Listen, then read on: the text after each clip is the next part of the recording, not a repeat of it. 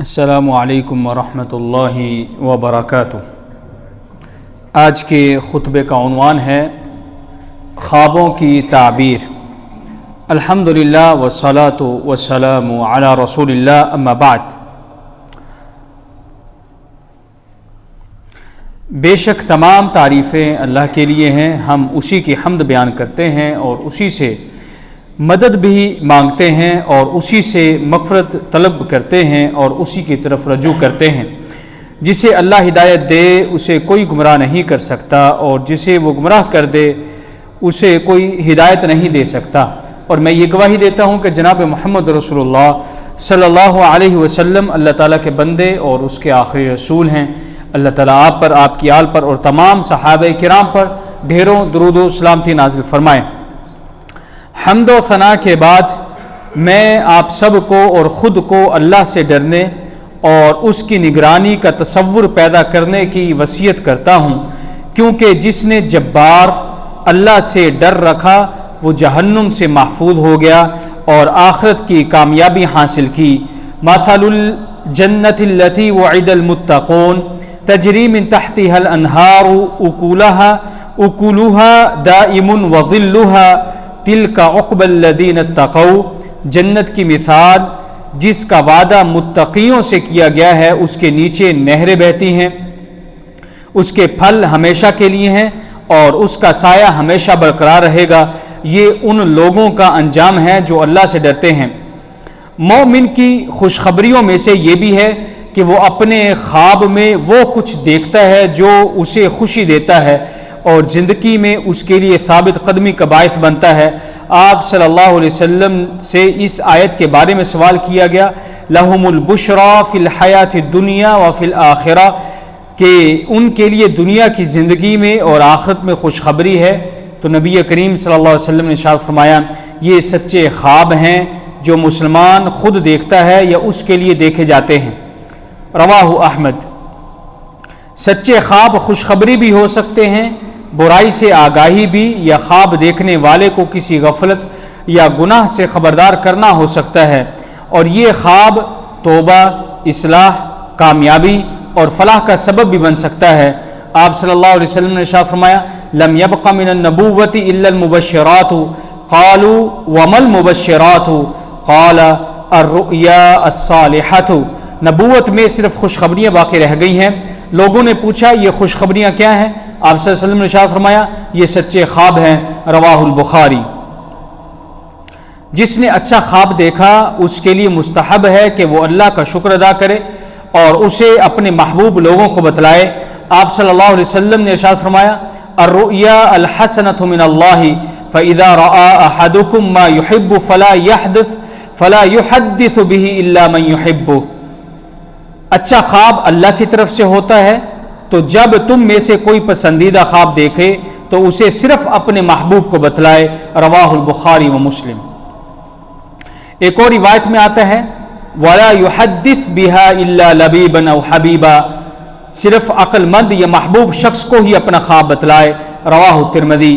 ایک اور روایت میں آتا ہے کہ وَلَا تَقُصُّ الرُّؤْيَا إِلَّا عَلَى عَالِمٍ أَوْ نَاصِحٍ، کہ خواب کا ذکر صرف کسی عالم یا خیر خواہ سے کیا جائے۔ رواہ الترمذی۔ اور امام رحمہ اللہ اور امام ترمذی رحمہ اللہ نے کہا کہ یہ حدیث حسن صحیح ہے۔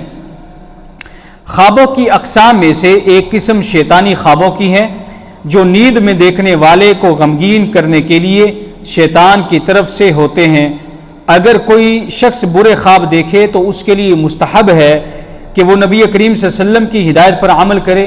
آپ صلی اللہ علیہ وسلم نے ارشاد فرمایا، الحلم من الشیطان فإذا رأى أحدكم شيئا يكرهه فلينفث عن يساره 3 مرات وليتعوذ بالله من شرها فإنها لن تضره۔ برے خواب شیطان کی طرف سے ہوتے ہیں، تو جب تم میں سے کوئی شخص کوئی ناپسندیدہ چیز دیکھے تو وہ اپنی دائیں جانب 3 بار تھوکے اور اللہ سے اس کے شر سے پناہ مانگے، یہ خواب اسے کوئی نقصان نہیں پہنچائے گا۔ اخرجہ البخاری و مسلم۔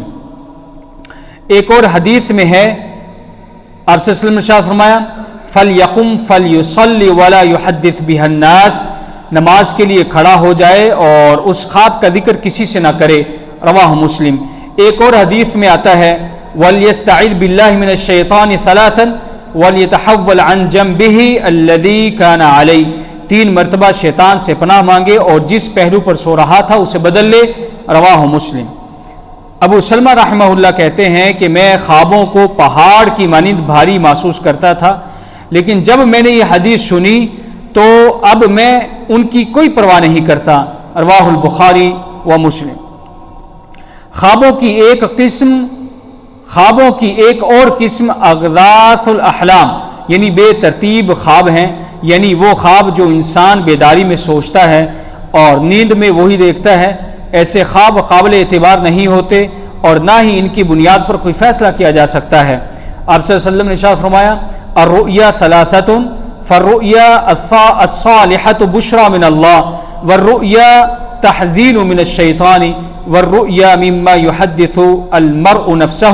خواب 3 طرح کے ہوتے ہیں، اچھے خواب جو اللہ کی طرف سے خوشخبری ہوتے ہیں، شیطان کی طرف سے غمناک خواب، اور وہ خواب جو انسان اپنی بیداری کی سوچ کے زیر اثر دیکھتا ہے، رواہ مسلم۔ خواب نبوت کا ایک حصہ ہے، لہذا خوابوں کی تفسیر بغیر علم کے نہیں کرنی چاہیے۔ آپ صلی اللہ علیہ وسلم نے ارشاد فرمایا رؤیا المؤمن جزء من 46 جزءا من النبوۃ، مومن کا خواب نبوت کے 46 حصوں میں سے ایک حصہ ہے، رواہ البخاری و مسلم۔ امام مالک رحمہ اللہ سے پوچھا گیا کیا ہر کوئی خوابوں کی تعبیر کر سکتا ہے، یعنی کیا ہر شخص خوابوں کی تعبیر بتلا سکتا ہے؟ تو انہوں نے کہا کیا نبوت کے معاملے میں کوئی کھیل کھیلا جا سکتا ہے بھلا؟ خواب کی تعبیر وہی کرے جو اس کا اہل ہو، اگر کوئی اچھا خواب دیکھے تو اس کی تعبیر بتائے، اور اگر ناپسندیدہ خواب دیکھے تو اچھی بات کرے یا وہ خاموش رہے۔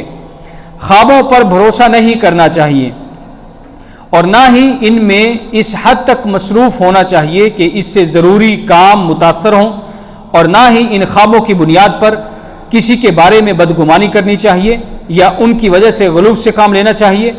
سلف میں سے کسی نے کہا کہ میری ماں نے آپ کے لیے جنت کا خواب دیکھا ہے، تو انہوں نے کہا بھائی لوگوں کو اس طرح کی باتیں بتلائی گئیں خوابوں میں جو آتی ہیں اور انہوں نے انہی باتوں کی وجہ سے خون بہانا شروع کر دیا۔ پھر فرمایا خواب مومن کے لیے خوشی کا باعث ہوتے ہیں، دھوکے کا نہیں۔ خوابوں کی تعبیر صرف ان لوگوں سے لینی چاہیے جن کے دین، علم اور عقل پر بھروسہ کیا جا سکتا ہے، اور جھوٹے لوگوں یا جاہلوں سے تعبیر نہیں لینی چاہیے، ہرگز نہیں لینی چاہیے۔ خواب کی تعبیر اجتہاد پر مبنی ہوتی ہے جس میں غلطی اور درستگی کا امکان ہوتا ہے، لہذا کسی تعبیر بتلانے والے کی تعبیر کو یقینی نہ سمجھا جائے، چاہے وہ کتنے ہی علم والا کیوں نہ ہو۔ آپ صلی اللہ علیہ وسلم نے حضرت ابوبکر صدیق رضی اللہ تعالیٰ عنہ سے ایک خواب کی تعبیر کے بعد فرمایا اصبت بعضا واخطأت بعضا، تم نے کچھ صحیح بتلایا اور کچھ غلط بتلایا، رواہ البخاری و مسلم۔ جو شخص اللہ کی اطاعت پر قائم ہے اسے اپنے خوابوں کی پرواہ نہیں ہونی چاہیے۔ ابن سیرین رحمہ اللہ نے فرمایا اللہ سے ڈرو اور بیداری میں اچھے اعمال کرو، نیند میں جو کچھ دیکھتے ہو وہ تمہیں کوئی نقصان نہیں پہنچائے گا۔ جزا اعمال کی جن سے ہوتی ہے، چنانچہ جس کی زبان سچی ہوتی ہے اس کے خواب بھی سچے ہوتے ہیں۔ آپ صلی اللہ علیہ وسلم نے ارشاد فرمایا اذا اقترب الزمان لم تقدر رؤيا المسلم تكذب واصدقكم رؤيا اصدقكم حدیثا، جب قیامت کا وقت قریب ہوگا تو مومن کا خواب جھوٹا نہیں ہوگا، اور تم میں سے سب سے زیادہ سچے خواب والے وہ ہیں جو سب سے زیادہ سچے کلام کرنے والے ہیں، رواہ مسلم۔ خواب اور خوابوں کی تعبیر شریعت کے احکام کے مآخذ نہیں بن سکتے، کیونکہ دین آپ صلی اللہ علیہ وسلم کی وفات کے بعد مکمل ہو چکا ہے۔ امام شاطبی رحمہ اللہ فرماتے ہیں انبیاء کے علاوہ کسی کا خواب شرعی احکام کے لیے قابل اعتبار نہیں ہو سکتا سوائے اس کے کہ وہ شریعت کے احکام پر پیش کیا جائے، اگر وہ اسے تسلیم کرے تو اس پر عمل کیا جائے، ورنہ اس سے اعراض کیا جائے۔ اے اللہ کے بندو، جھوٹ بولنے کی سب سے بڑی قسموں میں سے ایک جھوٹا خواب ذکر کرنا ہے۔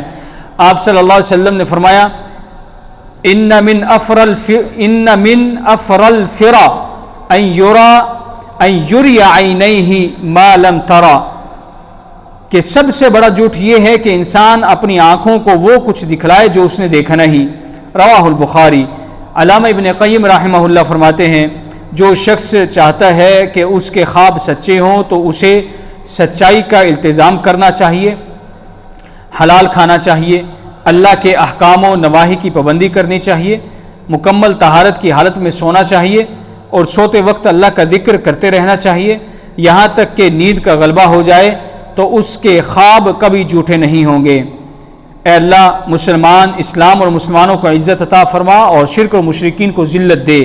اے اللہ اپنے خلفائے راشدین، ہدایت یافتہ اماموں ابو بکر، عمر، عثمان، علی رضوان اللہ اجمعین سے راضی ہو جا، اور باقی صحابہ کرام، تابعین اور ان کے نیک پیروی کرنے والوں سے بھی قیامت تک تو راضی ہو جا۔ اے اللہ غم زدوں کی غم خوری فرما اور مصیبت زدوں کی مصیبت کو دور فرما۔ اے اللہ ہمارے ہم وطنوں کو امن عطا فرما اور ہمارے ائمہ اور حکمرانوں کو درست راہ دکھلا، اور ہمارے حکمران اور ان کے ولی عہد کو پسندیدہ اور رضا کی راہ پر چلنے کی توفیق عطا فرما اور ان کی رہنمائی تقوی اور نیکی کی طرف فرما۔ اللہ کے بندو، ان اللہ یأمرکم بالعدل والاحسان وایتاء ذی القربى وینہی عن الفحشاء والمنکر والبغی یعظکم لعلکم تذکرون۔ بلا شبہ اللہ انصاف کا، احسان کا اور قرابت داروں کو دینے کا حکم دیتا ہے اور بے حیائی، برائی اور ظلم سے منع کرتا ہے۔ وہ تمہیں نصیحت کرتا ہے تاکہ تم نصیحت حاصل کرو، پس اللہ کا ذکر کرو تمہیں یاد کرے گا، اور اس کی نعمتوں کو شکر ادا کرو وہ تمہیں اور دے گا۔